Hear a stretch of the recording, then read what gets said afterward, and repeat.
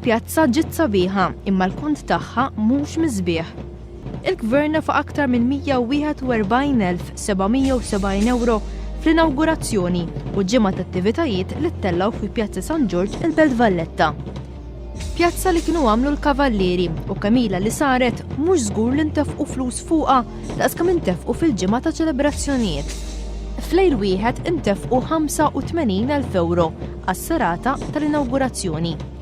Minn dawn il-Gvern uża aktar minn 45,000 euro biex saret il-koreografija li kienet tagħmel parti mill-ispettaklu offrut fis-serata tal-inawgurazzjoni. Il-Gvern ħallas il-Where's Everybody 11,600 euro għal dokumentarju fuq il-pjazza u għal kieri ta' tagħmir tekniku li ntuża fis-serata. F'dak li huwa ikel u catering għas-serata tal-inawgurazzjoni, il-Gvern nefa' aktar minn 7,000 euro f'riċeviment li sar mill-Papillon Caterers.